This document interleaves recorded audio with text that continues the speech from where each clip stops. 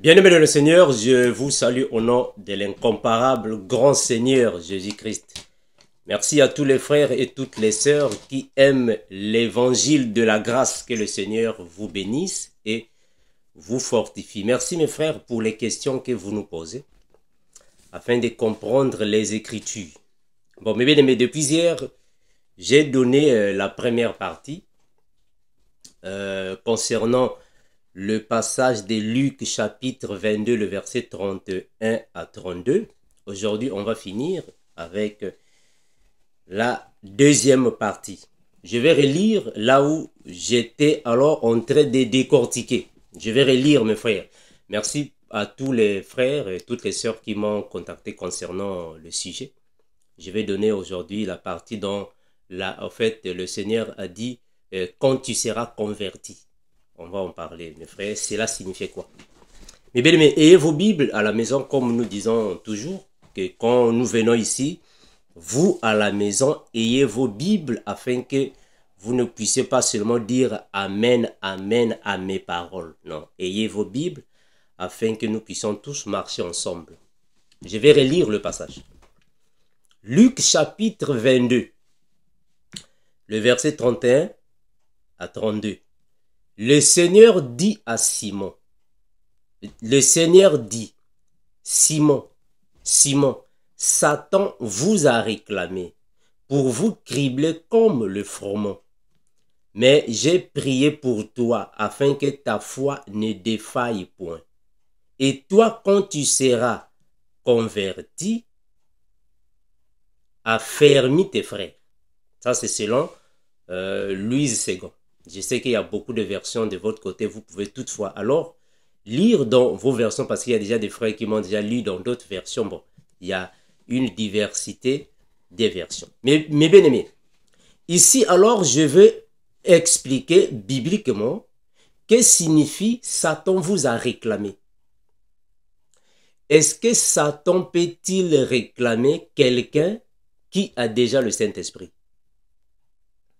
Est-ce que Satan peut réclamer un frère ou une sœur qui a déjà le Saint-Esprit?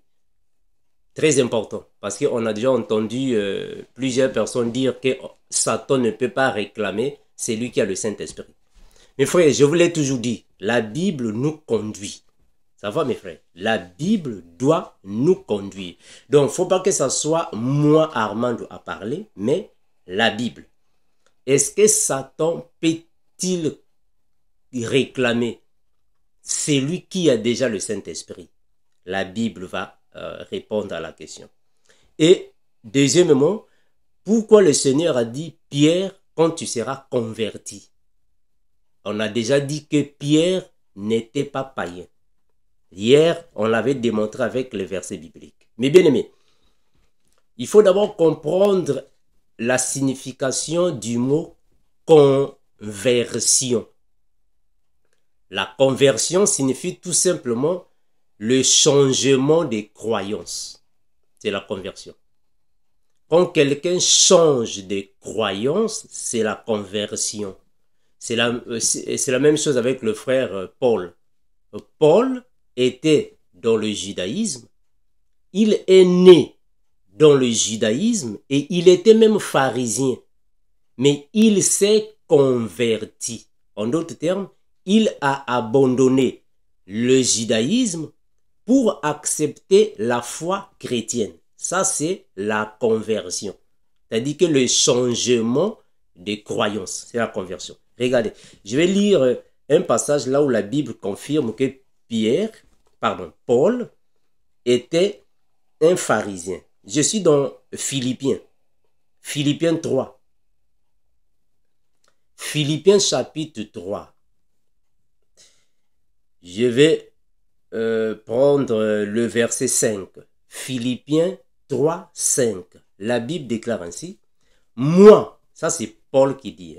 Moi, circoncis le 8e jour de la race d'Israël, de la tribu de Benjamin, hébreu, né d'hébreu, quant à la loi, pharisien, quant aux zèles persécuteurs de l'Église, irréprochable, à l'égard de la justice de la loi.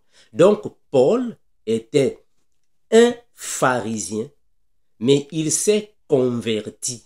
C'est-à-dire qu'il a quitté les pratiques doctrinales. Il a quitté le judaïsme. Il a accepté la foi chrétienne. Ça, c'est la conversion. Mais Paul n'était pas païen. Paul n'était pas païen parce que la preuve en est qu'il était pharisien. Or, un pharisien ne peut jamais être païen. Jamais. Un pharisien ne peut jamais être païen. Donc, avant d'être pharisien, il fallait alors dominer la Torah, qui est alors les enseignements mosaïques. Donc, Paul était un pharisien qui s'est converti. Ça, c'est la conversion. C'est la même chose avec Moïse. Moïse est né d'une famille des Hébreux, comme Paul dit ici. Né d'Hébreux. Moïse aussi était né dans la communauté hébraïque. Mais par rapport à la situation qui s'était passée, il a grandi, il a été élevé alors sous l'influence des divinités égyptiennes, d'où Moïse il servait les dieux païens. Et après, quand il a fait sa rencontre avec le Seigneur, c'est alors qu'il va alors se convertir. C'est-à-dire qu'il a changé de croyance. Est-ce que vous voyez ça? Parce que Moïse, vraiment, il a grandi chez Pharaon. Alors, il avait appris la sagesse et intelligence égyptienne. C'est-à-dire que par rapport, selon la logique de la Bible. Mais Moïse était hébreu. Il était hébreu, mais il y a eu alors conversion. Là, il a accepté totalement le Dieu d'Israël. Totalement. Et il a pris alors le caractère hébraïque avec la croyance du Dieu d'Israël. Ça aussi, c'est la conversion. Maintenant, ici, quand Jésus a dit, il a dit ici à Pierre, quand tu seras converti, mais parce que tous les disciples de Jésus, surtout ici, je martèle sur les apôtres. Les apôtres étaient dans le judaïsme. Les apôtres pratiquaient le judaïsme. Donc, il fallait qu'ils puissent se convertir. C'est ce que le frère Paul va dire dans 2 Corinthiens. Regardez. 2 Corinthiens 3. 2 Corinthiens chapitre 3, le verset 14 à 16. 2 Corinthiens 3, 14 à 16, la Bible dit ainsi. Mais ils sont devenus durs d'entendement, car jusqu'à ces jours, le même voile demeure quand ils font la lecture de l'Ancien Testament. Et ils ne s'élèvent pas. Parce que c'est en Christ qu'il disparaît. Le verset 15. Jusqu'à ces jours, quand on lit Moïse, un voile est jeté sur leur cœur. Mais lorsque les cœurs se convertissent au Seigneur, le voile est ôté. Est-ce que vous voyez ça? Lorsque les cœurs se convertissent au Seigneur, le voile est ôté. Donc les Juifs étaient attachés, ou soit sont attachés, parce que jusqu'à ces jours, ils sont attachés aux pratiques mosaïques. Et Pierre et les autres disciples étaient aussi attachés aux pratiques mosaïques. La preuve tangible est que quand Jésus a dit à ses disciples que si vous ne mangez pas ma chair et vous ne buvez pas mon sang, vous ne pouvez hériter ou soit être sauvé, soit avoir le royaume. Cela va dépendre des versions. Vous voyez qu'il y a plusieurs disciples qui ont abandonné le Seigneur, ils sont partis. Pourquoi ils sont partis? Mais parce que c'était des disciples de Moïse, c'est-à-dire qu'ils suivraient à la lettre la loi de Moïse, la Torah. Donc c'était alors des Juifs qui étaient attachés aux œuvres mosaïques. Donc, se convertir ici, c'est abandonner le judaïsme pour alors accepter la foi chrétienne. Voilà pourquoi Paul va dire ici, mais lorsque le cœur se convertisse au Seigneur, le voile est ôté. Donc, c'était par rapport à cela, la conversion. Il y a même des pharisiens qui se sont convertis. On connaît même l'exemple d'un pharisien qui est venu la nuit vers Jésus et qui est Nicodème. Nicodème est venu auprès de Jésus parce qu'il avait senti que Jésus, bon, c'était une personne très avancée par rapport à tout ce qu'il croyait. Mais il y a eu des pharisiens qui se sont convertis. Il y a eu des pharisiens. On va prendre Actes des Apôtres, regardez. Actes des Apôtres, chapitre 15, le verset 5. Acte 15, le verset 5. La Bible dit ainsi. Alors, quelques-uns du parti des pharisiens qui avaient cru. Mais ils avaient cru à quoi? À l'évangile de Jésus, l'évangile de Christ. Ils ont cru à l'évangile. S'élevèrent en disant qu'il fallait circoncire les païens et exiger. Vous pouvez lire. Est-ce que vous voyez ça? Donc, il y a des pharisiens qui se sont convertis. Je vais prendre Good News Translation, Acte 15. Acte 15, 5. Acte 15, 5. Que dit ici Good News Translation dit quoi? Acte 15, 5. La Bible déclare ainsi. Mais quelques membres du parti des pharisiens qui étaient devenus croyants. Est-ce que vous voyez ça? Quelques membres du parti des pharisiens qui étaient devenus croyants. Donc, il y a eu même des disciples attachés à Moïse qui se sont convertis. Voilà pourquoi Jésus a dit ici, Pierre, quand tu seras converti, c'est-à-dire que quand tu vas changer de croyance, quand tu vas abandonner le judaïsme pour croire totalement aux enseignements de Christ. Ça, c'est aussi là, c'est ça qu'on appelle par la conversion.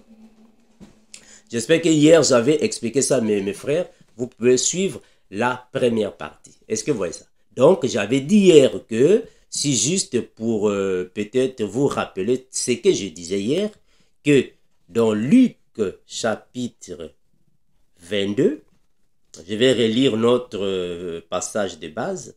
Luc 22, vous pouvez faire la lecture à la maison. Le verset 31. Le Seigneur dit, Simon, Simon, Satan vous a réclamé. Dernièrement, j'avais dit que ici, le Seigneur s'adresse à tous ses disciples parce que réclamer a été écrit avec S à la fin.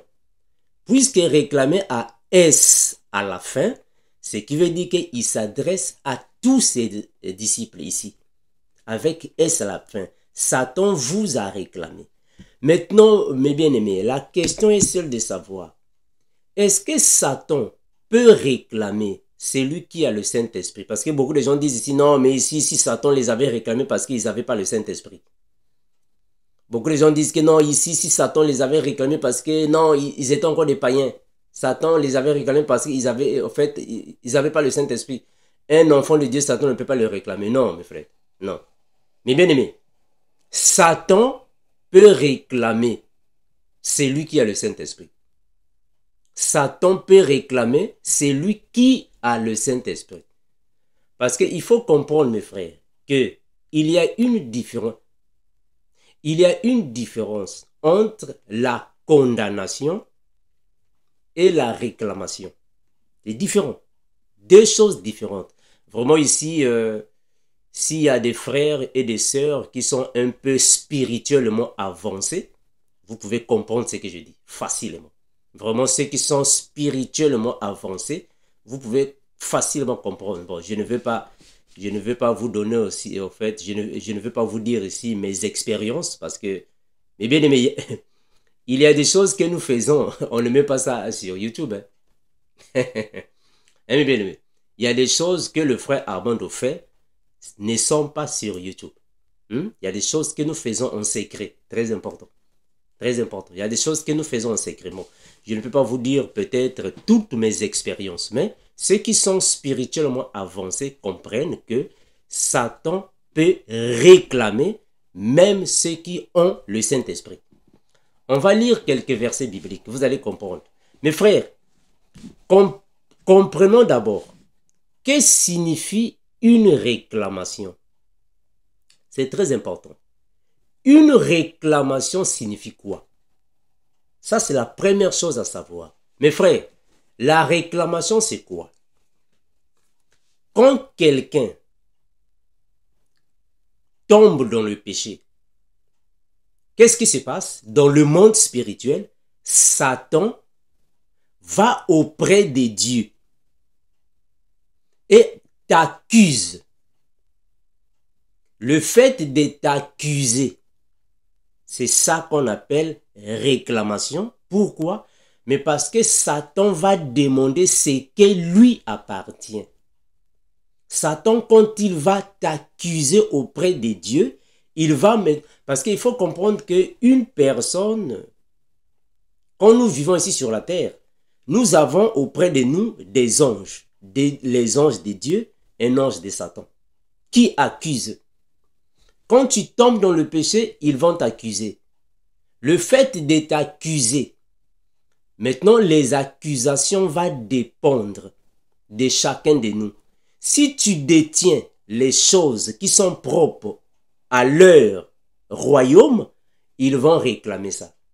C'est ça la réclamation. Quand Satan va t'accuser auprès du Seigneur par rapport à la vie que tu mènes qui est contraire à la foi chrétienne, il va t'accuser. Je vais lire quelques versets bibliques, vous allez comprendre. On va d'abord commencer dans l'ombre, afin que vous puissiez avoir une image. Qu'est-ce que signifie réclamation? Ça signifie quoi? Je suis dans Zacharie. Zacharie. Ayez vos Bibles, mes frères. On va lire dans la Bible, comme nous disons toujours, la Bible doit nous orienter. Hein, mes frères, je l'ai toujours dit. Il ne faut pas trop suivre ce que les gens disent. On a dit, mais qu'est-ce que la Bible a dit? La Bible a dit quoi? Zacharie, chapitre 3. Prenons Zacharie, chapitre 3. Zacharie, chapitre 3. Qu'est-ce qui se passe ici? Lisons ensemble, mes frères, afin que vous puissiez comprendre ce que je suis en train de dire. Je vais prendre Zacharie, chapitre 3. On va lire ensemble, mes frères, afin que vous compreniez. Chapitre 3, prenons le premier verset. Zacharie 3, le premier verset.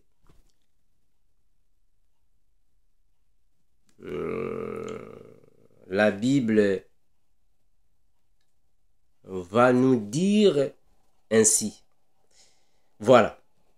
La Bible va dire ainsi. Zacharie chapitre 3, le premier verset. La Bible déclare ainsi. Il me fit voir Josué. Ici, c'est le frère Zacharie, le prophète Zacharie, qui est en train de voir dans une vision. Il me fit voir Josué, le souverain sacrificateur, debout devant l'ange de l'Éternel, et Satan qui se tenait à sa droite pour l'accuser. Est-ce que vous comprenez, mes frères? On va continuer. Pourquoi Satan l'accuse? On va continuer. L'Éternel dit à Satan, que l'Éternel te réprime, Satan, que l'Éternel te réprime, lui qui a choisi Jérusalem. N'est-ce pas là un tisson arraché du feu? Or, Josué était couvert de vêtements sales. Il était couvert de vêtements sales. Et il se tenait debout devant l'ange. L'ange prenant la parole dit à ceux qui étaient devant lui, ôtez-lui les vêtements sales. Puis il dit à Josué, vois, je t'enlève ton iniquité et je te revêts d'habits de fête.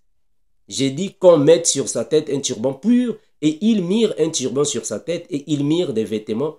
L'ange de l'Éternel était là. Mes frères, quand un enfant de Dieu trébuche dans la foi, quand celui qui a le Saint-Esprit trébuche, le diable va t'accuser. Le diable t'accuse. Mais il va t'accuser par rapport à quoi? Par rapport à la mauvaise conduite que tu peux afficher. Il va t'accuser. Cette accusation, c'est à partir de là qu'il sort alors des réclamations. Vous savez que Josué était un souverain sacrificateur. Mais il a eu dans une vision Satan qui l'accuse. C'est ici les accusations par lesquelles il y a les réclamations. Je vais encore prendre un autre passage afin que vous puissiez bien me saisir. Ici déjà c'est une accusation. Il accuse. C'est ça, les réclamations. Les accusations. Je vais prendre un autre passage. Je suis dans Jude, regardez. Je suis dans Jude. Jude 1. Je vais prendre ici... voilà.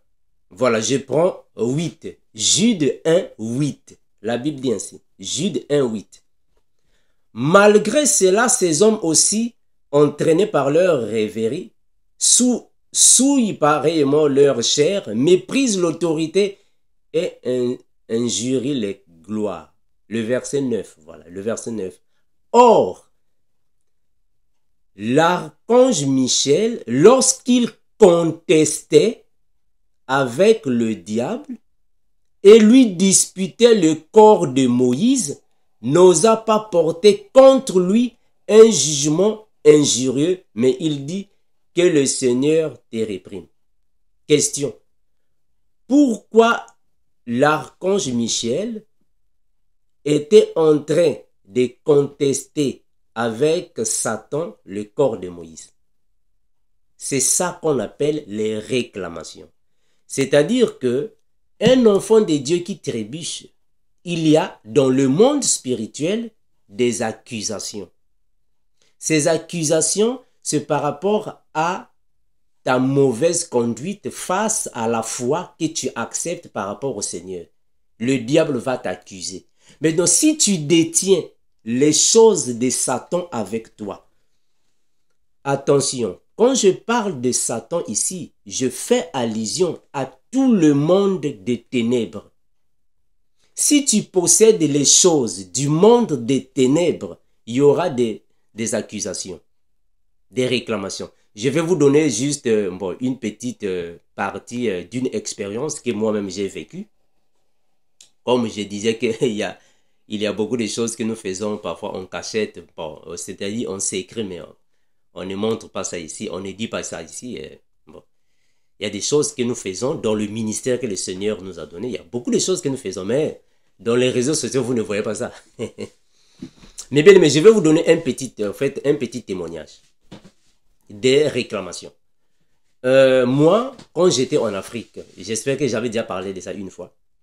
Quand j'étais en Afrique, en Angola, j'étais parti dans une autre province pour aller chercher du travail.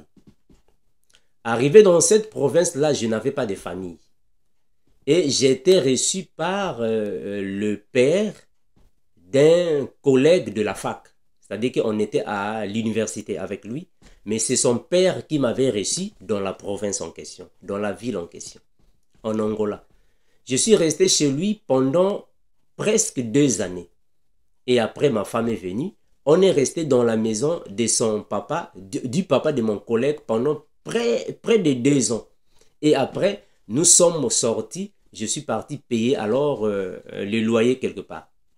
Mais mes frères, depuis là-bas, en 2010 ou 2011, quand je suis venu ici aux États-Unis, 2015, 2016, 2017,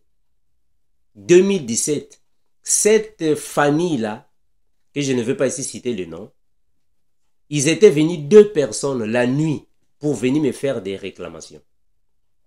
C'est-à-dire que je dormais, c'était une nuit, je dormais. Bon, vous savez que nous, ceux qui sont spirituels voient de l'autre côté.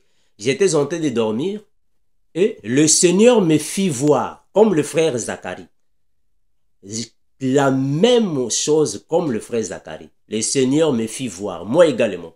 J'étais en train de dormir sur mon lit et le Seigneur me fit voir. Je me voyais sur la toiture. C'est-à-dire que le Seigneur a pris mon esprit, il m'a cloué sur la toiture. Et sur le lit était vide. Le lit était vide. Donc, je voyais tout ce qui se passait dans ma chambre. Mon lit était vide. Et je me voyais cloué au coin de la toiture. Le Seigneur m'a protégé. Donc, j'étais suspendu. Il m'a suspendu là-bas. Et, subitement, il y a eu deux personnes déguisées, des sorciers. Deux. Bon, je les connais, je les ai vus et je connais qui sont-ils. Ou soit, qui étaient-ils? Bon, je ne peux pas dire ça ici. Je connais qui étaient-ils. Ils ont ouvert la porte, ils sont entrés. Quand ils sont entrés, deux personnes. Je les connais aussi très bien. Ils entrent. Alors, j'ai vu un ange de Dieu qui s'est présenté devant eux. Donc, je voyais tous les scénarios. Et il y a eu quoi? Il y a eu des réclamations. L'ange disait, qu'est-ce que vous êtes venu faire ici? Vous ne pouvez pas venir ici parce qu'il est de notre camp. Il est de notre camp. Il est le serviteur de notre Dieu. Il est de notre camp. Qu'est-ce que vous êtes venu faire ici? Maintenant, les deux hommes en question disent, non, nous sommes venus, moi je suis venu. Ça, c'est le monsieur en question. Moi, je suis venu ici réclamer mes choses. Il doit rendre mes choses. Tout ce qu'il a mangé ce mois, il doit rendre ça. Qu'est-ce qu'il va rendre? Ça, c'est l'ange qui disait. Je regardais tout. Donc, c'était comme, en fait, c'était comme si j'étais en train de regarder, en fait, un film à la télé. Je regardais tout et j'entendais tout ce qu'il disait. Il parlait en portugais. J'entendais tout.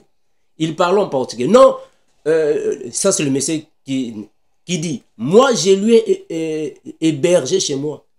Il a dormi chez moi. Il a mangé chez moi. Je lui ai payé ça, ça, ça. Donc tout ce que j'avais mangé chez lui, tout ce que j'avais fait chez lui, tout ce que j'avais bu chez lui, donc tout ce que j'avais fait pendant 2 ans, il a tout demandé. Il a dit, il doit rendre ça. Je suis venu demander tout ce qui est à moi. Il doit me rendre ça. Et l'ange disait, non, il ne va rien rendre. Partez, sortez d'ici. Sortez d'ici. Donc l'ange prenait de l'autorité sur eux. Sortez d'ici. Il n'y a rien, il ne va rien rendre. Il est de notre corps. Sortez, sortez. Et il y a eu une résistance. Les deux personnes, donc, je les voyais, c'est comme si je les vois maintenant. Et il y a eu alors une dispute. Ici, non, il faut qu'il donne. Ici, non, vous ne pouvez pas donner. Donc, vous voyez, c'est comme si au tribunal. Vous voyez au tribunal, quand vous partez au tribunal, alors on appelle le plaignant et on appelle en fait l'accusé. Ce qui se passe là-bas avec les avocats et les juges là-bas. Alors, ça commence là. Mais non, c'est carrément comme ça. Et je voyais tout. Donc, j'étais là-bas cloué. Je voyais tout comme si c'était une télévision. Et subitement, l'ange a commencé alors à les poursuivre, à les pourchasser. L'ange a commencé alors à les pourchasser. Je les ai vus de la manière qu'ils ont... Donc, ils cherchaient maintenant là où, en fait, s'enfuir. C'est comme si la porte était maintenant devenue très petite. Elle commençait maintenant... Je voyais tout et l'ange les a poursuivis. Ils sont partis. Pouf! Donc, quand ils volaient là, je voyais tout. Et pouf, ils sont partis. Ça, on appelle ça les réclamations. Mais bien aimé, vous savez ce qui s'est passé après? Après quelques mois, on dirait 2 ou 3 mois, on m'a appelé. Alors, Armando, papa est mort. Il était mort, il est parti. Le monsieur en question, il est parti, il est mort. C'est ça qu'on appelle les réclamations. C'est-à-dire que ce n'est pas parce que tu as le Saint-Esprit et que le diable ne peut pas te réclamer. Non. Il y a plusieurs choses que le diable peut te réclamer. Je donne un exemple. Supposons qu'aujourd'hui, tu es chrétien. Tu as épousé ta femme. Tu as pris ta femme alors en mariage. Tu as épousé ta femme, tu as tout payé, vous avez payé le vin, tout a été bon. Mais l'oncle de la femme n'était pas présent. Ou soit son papa n'était pas présent. Quand vous allez partir, si cette famille, dans cette famille, il y a des sorciers, ils peuvent vous réclamer. Vous allez voir que dans la nuit, peut-être vous dormez. Bon, cela va dépendre de la dimension spirituelle de chacun de nous. Quand vous dormez la nuit, ils peuvent venir. Il dit non, moi, ça c'est notre fille. Moi, je suis l'oncle de la famille. Le premier oncle de la famille, c'est moi. Parfois, c'est moi qui suis le papa de la famille. Mais moi, étant oncle, vous, en fait, il ne m'a pas donné le costume. Moi, j'ai demandé un costume, mais je n'ai pas vu le costume. Je suis venu réclamer mon costume. C'est ça qu'on appelle réclamation. Donc, réclamation ne signifie pas dire que parce que tu es chrétien, et le monde des ténèbres ne peut pas te réclamer. Non. Il ne faut pas voir ça comme ça. La réclamation, ce n'est pas parce que, bon, moi, je ne suis pas dans le péché. Non. Ce n'est pas par rapport au péché. La réclamation est par rapport à ce que tu as fait ou faisais qui leur appartenait. Je donne encore un exemple. Un sataniste qui va se convertir. Est-ce que vous me cessez? Quelqu'un qui était sataniste. Il a servi le diable pendant beaucoup d'années. Quand cette personne qui est sataniste, pendant qu'il était sataniste, il s'est marié avec l'argent de Satan. Il a eu des enfants avec l'argent de Satan. Il a construit des maisons, il a acheté sa voiture avec l'argent de Satan. C'est-à-dire que l'argent du satanisme. Quand cette personne va se convertir, la personne devient chrétien. Sa femme, il a marié sa femme avec l'argent qu'il était là-bas, c'est Satan.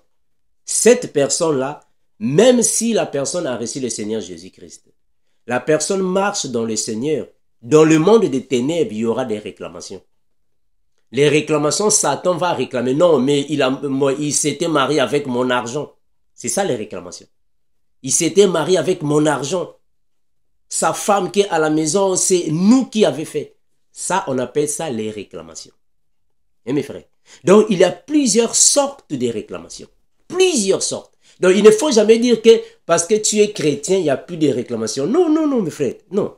Ceux qui sont spirituellement avancés connaissent ce que je dis. C'est ça qu'on appelle les réclamations. Mes frères, j'ai beaucoup de témoignages à donner. Bon, je ne vais pas donner ça ici parce que bon, nous ne donnons pas toutes choses ici. Mais mes frères, tout ce que nous faisons, on ne veut pas faire ça ici. Mes frères, il y a même des personnes qui ont des femmes de nuit, des maris de nuit. Un homme qui avait des femmes de nuit. Je donne un exemple. Regardez un exemple. Prenons l'exemple de ces personnes qui ont les femmes sirènes. Est-ce que vous savez que les sirènes, en fait, deviennent enceintes? C'est-à-dire qu'il y a des hommes physiques, mais qui ont des femmes sirènes. Et mes frères, bon, ceux qui sont spirituellement avancés peuvent comprendre ça. Ces personnes qui ont des femmes sirènes, les femmes sirènes leur donnent des richesses. Ils sont nombreux. Ils leur donnent des... Bon, quelqu'un comme Kofi Olomide. Kofi Olomide parle beaucoup de Ekacha. Ekacha là, c'est une sirène. Pas seulement lui, ils sont nombreux. C'est un homme physique, mais il a une femme sirène. Ou soit c'est une femme, mais un homme dans le monde des ténèbres. Ces personnes-là, ils ont beaucoup de richesses de ces sirènes-là. Mais il y a parmi ces personnes d'autres que Dieu peut faire grâce pour se convertir. Quand ces personnes vont se convertir, dans le monde des ténèbres, il y a des réclamations. Ça va mes frères? Vraiment, ceux qui sont spirituellement avancés comprennent ce que je dis ici. Bien que je ne peux pas tout dire. Maintenant, je vais aller dans la Bible afin que vous compreniez ce que je dis ici. Parce qu'il faut que je prenne aussi la Bible. Regardez, Apocalypse chapitre 12. Apocalypse chapitre 12. Regardez ce qu'on appelle par les accusations.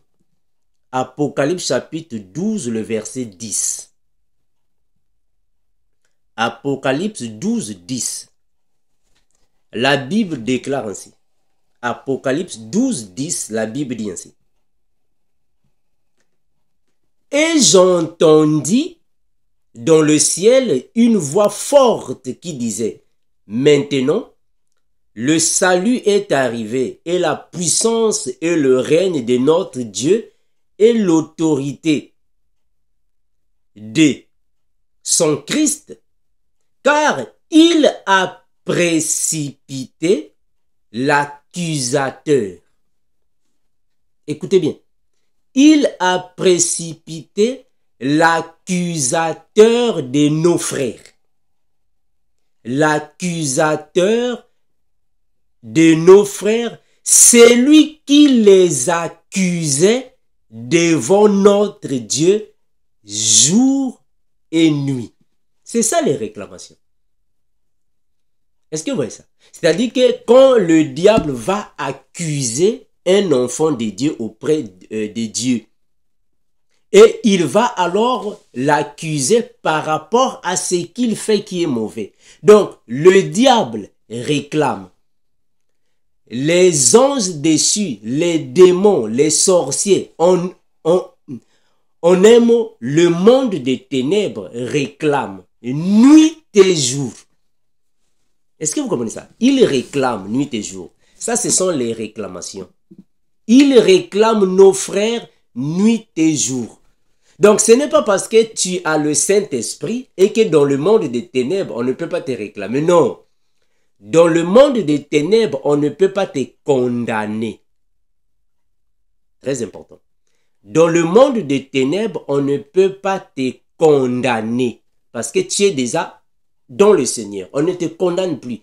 Le Seigneur va effacer toutes les condamnations, mais pas les réclamations. Les réclamations, c'est quand tu trébuches ou quand tu détiens quelque chose qui leur appartient. Il y a des réclamations. Je vais lire ça dans Good News Translation. Regardez. Apocalypse chapitre 12. Vraiment, ceux qui sont spirituellement avancés peuvent bien me saisir. Mais ceux qui ne sont pas spirituellement avancés, vraiment, que le Seigneur vous fasse grâce. Parce que nous avons beaucoup de témoignages que je ne peux pas vous dire ici. Moi, je remercie le Seigneur de ce que dans mon ministère, il y a beaucoup de choses que parfois nous ne disons pas ici. Nous ne vous disons pas ce que nous faisons en secret. Donc, si vous ne connaissez pas bien quelqu'un, il ne faut jamais le juger. Si tu ne connais pas bien quelqu'un, il ne faut jamais dire les choses contre cette personne-là parce que tu ne le connais pas. Ce qu'il fait en secret, toi, tu ne connais pas. Révélation chapitre 12. Apocalypse chapitre 12, le verset 10. La Bible déclare ainsi, écoutez. Et puis j'entendis une voix forte dans le ciel qui disait, maintenant, le temps du salut est arrivé. Maintenant, notre Dieu a manifesté sa puissance et son règne. Maintenant, l'autorité est entre les mains de son Messie. Car il a jeté hors du ciel l'accusateur de nos frères. C'est lui qui les accusait jour et nuit devant Dieu. C'est la même chose qu'on a accusé le frère Josué. Pourquoi? Mais à cause de l'iniquité. Par rapport à la vision du frère Zacharie. Un frère. Je vais lire 1 Pierre. Regardez 1 Pierre. 1 Pierre 5, 8. 1 Pierre 5, 8. La Bible déclare ainsi. 1 Pierre 5, 8. La Bible dit ainsi. Soyez sobres. Veillez. Votre adversaire, le diable, rôde comme un lion rugissant, cherchant qu'il dévorera. Retenez, cherchant qu'il dévorera. Je répète ça. Cherchant qu'il dévorera. Ceci signifie tout simplement Luc chapitre 22, le verset 31 et 32. Satan vous a réclamé pour vous cribler comme les fromeaux. Cherchant qu'il dévorera signifie vous cribler comme les fromeaux. Donc le diable, il est toujours là. Il est toujours là. Dès que tu vas seulement commettre quelque chose, pouf, il est parti accuser. Il va t'accuser. Dès que tu commets. Parce que mes frères, il faut comprendre que nous chrétiens, bon attention, je parle des vrais chrétiens, hein, c'est-à-dire un chrétien spirituel. Un vrai, parce qu'il y a des faux parmi les vrais. Un chrétien spirituel ne vit pas dans le péché, mais il peut trébucher. Est-ce que vous me saisissez? Un chrétien spirituel ne vit pas dans le péché, mais il peut trébucher. Et quand tu trébuches, le diable est toujours là. En fait, c'est comme l'ampoule. Est-ce que vous voyez la lumière? L'ampoule. Quand vous allumez seulement, en fait, quand vous appuyez sur un contact, paf, automatiquement la lumière, c'est la même chose avec Satan. Dès que tu allumes, pouf, ça va s'allumer. C'est comme Satan. Dès que tu trébuches, il t'accuse. Dès que tu trébuches, il accuse. Mais quand il va t'accuser, cela va dépendre de chacun de nous. Parce que nous tous, nous ne sommes pas pareils. Chacun de nous a sa vie spirituelle. Chacun de nous a sa vie physique. Nous ne sommes pas... Bon, nous ne sommes pas pareils. Chacun de nous a sa situation. Regardez, je vais prendre Jacques. Jacques 3, 2. Jacques chapitre 3, le verset 2. Regardez. Jacques 3, 2. La Bible déclare ainsi. Jacques 3, 2. La Bible dit ainsi. Nous branchons. Est-ce que vous voyez ça? Nous branchons tous. Tous. Tous. Mes frères, est-ce que vous écoutez ça? Il dit, nous branchons tous de plusieurs manières. Si quelqu'un ne branche point en parole, c'est un homme parfait. Malheureusement, nous tous nous branchons. Capable de tenir tout son corps en bride. Nous branchons tous. Tous de plusieurs manières. Je vais prendre ça ici. Qu'est-ce qu'on dit? Jacques. Nous branchons tous de plusieurs manières. Donc, le diable ne va pas seulement... C'est-à-dire qu'il ne faut jamais croire que parce que tu es chrétien, tu as le Saint-Esprit et que le diable ne peut pas t'accuser. Non. Mes frères, c'est pas ça, frère. Nous branchons, nous, chrétiens. Un chrétien peut brancher. Regardez, je vais prendre ça ici. Galates 3, 2. Je prends la version... Oh non, ce n'était pas Galates. En fait, j'ai parlé de Jacques, pardon. Je parlais du frère Jacques 3, 2. Jacques 3, 2. Jacques 3, 2. Pardon, je vais chercher ça rapidement. Jacques 3, 2. Nous branchons, mes bien-aimés. Nous branchons tous. Donc, personne ne peut dire non, moi je ne branche jamais. Non, nous branchons tous, mes frères. Ça peut être en parole, ça peut être en acte, ça peut être par rapport au toucher, il y a beaucoup de choses. Nous branchons tous. Regardez, Jacques chapitre 3, le verset 2, la Bible dit ainsi. Nous commettons tous des erreurs. Est-ce que vous voyez ce qu'il dit? Nous commettons tous des erreurs, des biens, des manières. Si quelqu'un ne commet jamais d'erreur dans ce qu'il dit, c'est un homme parfait, capable de maîtriser tout son être. Est-ce que vous voyez ça, mes frères? Donc, nous branchons. Nous branchons. C'est possible. On peut brancher. Mais nous ne vivons pas dans le péché. Un chrétien ne vit pas dans le péché. Ça va, mes frères? Mais on peut brancher. Maintenant, le diable qui est toujours là, il ne va pas laisser passer ça. Hein? Le diable, il vérifie minutieusement toutes les actions, tous les mouvements, tous les gestes d'un enfant de Dieu. Hein? Lui, il est là parce qu'il est l'accusateur. Lui, son travail, c'est ça. C'est de rôder comme un lion rugissant, cherchant qui dévorera. Hein? Il rôde. C'est la même chose avec les apôtres. Satan vous a réclamé pour vous cribler comme le froment. Ça, c'est son travail. Il est toujours là. Dès que tu vas seulement brancher, automatiquement, voilà, regarde.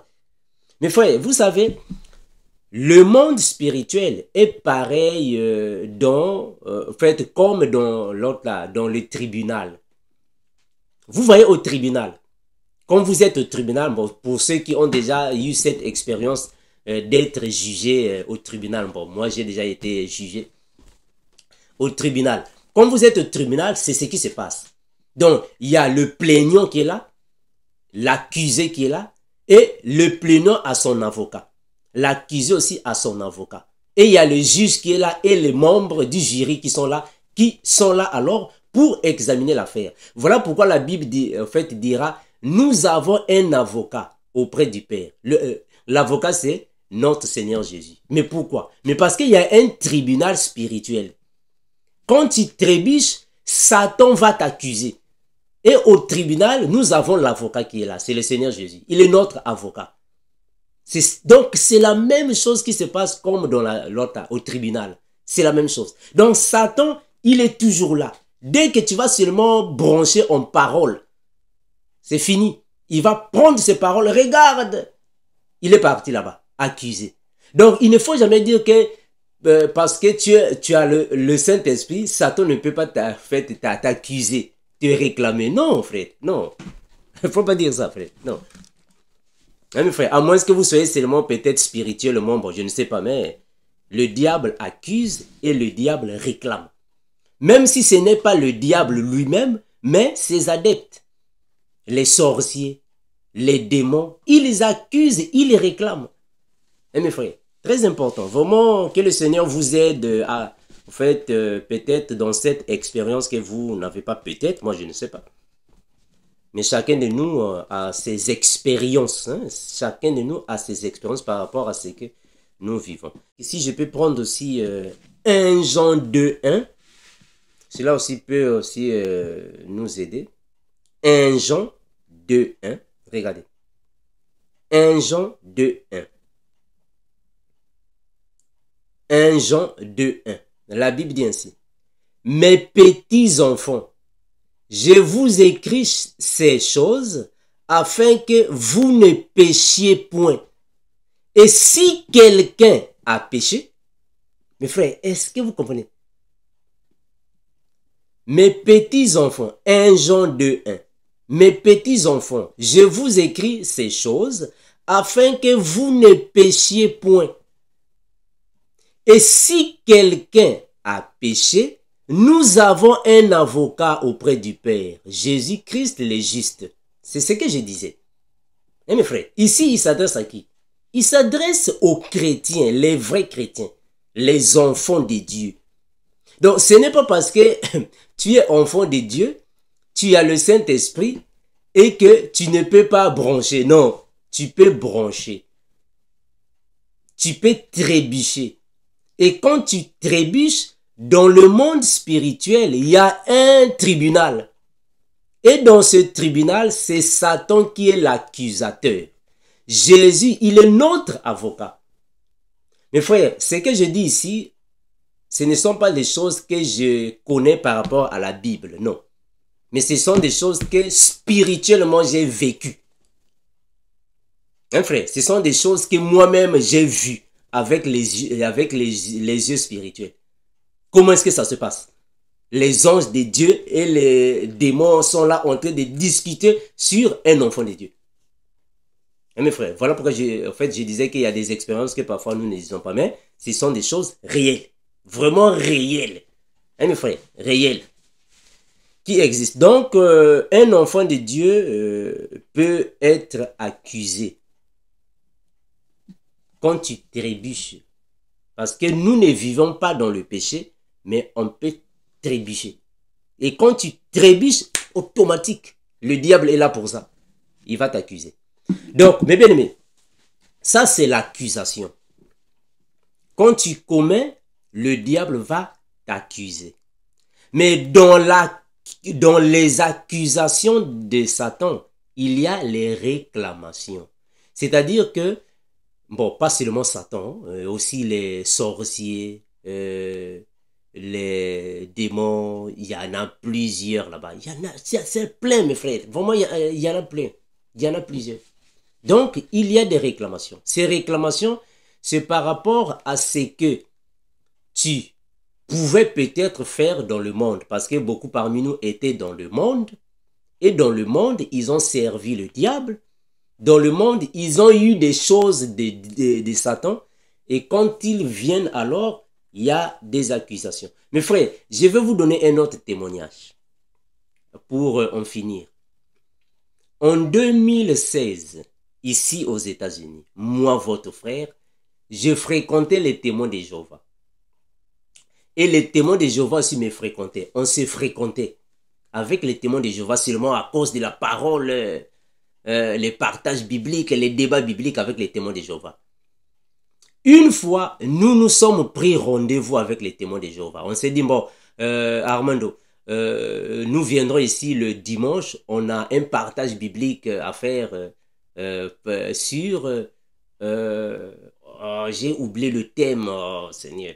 J'ai oublié le thème. On dit que c'était sur la divinité de Jésus. J'ai oublié le thème. Ils m'ont donné des brochures, les témoins de Jéhovah.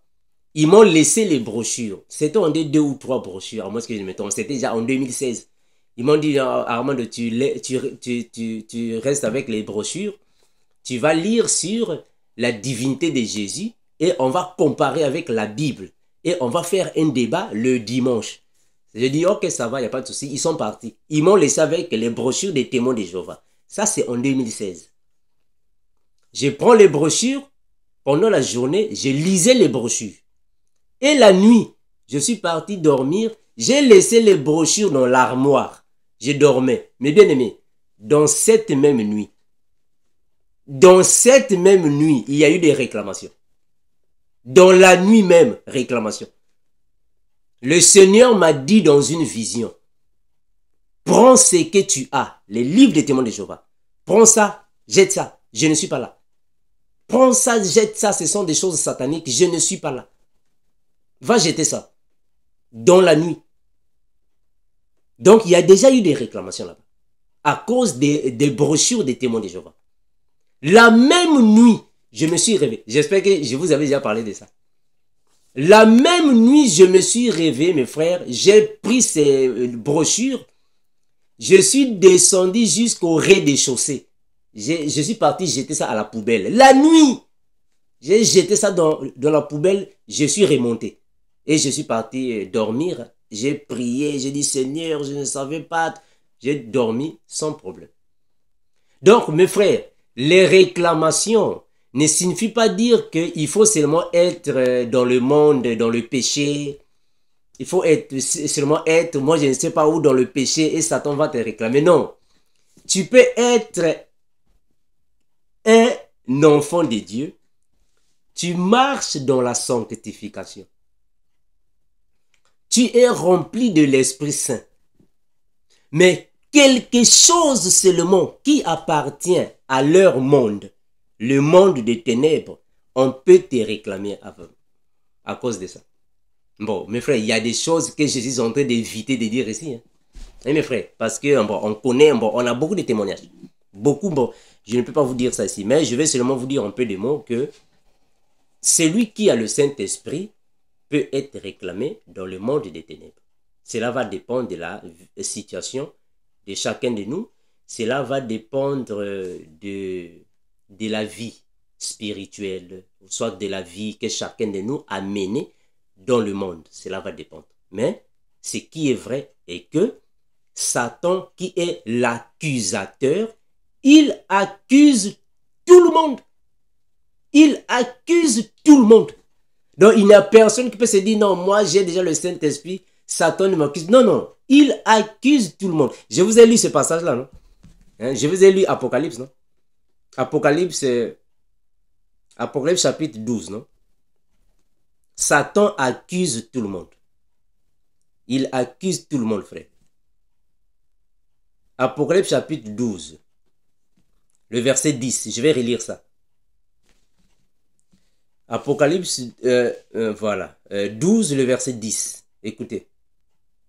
Et j'entendis dans le ciel une voix forte qui disait, maintenant le salut est arrivé, et la puissance et le règne de notre Dieu, et l'autorité de son Christ, car il a précipité l'accusateur de nos frères.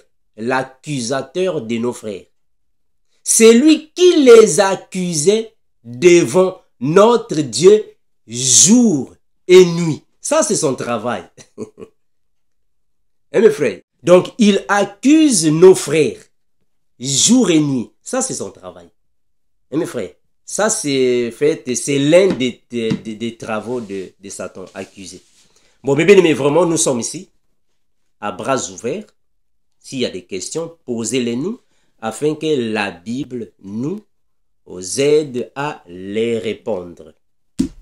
Comme nous disons toujours, Maranatha, l'incomparable revient bientôt.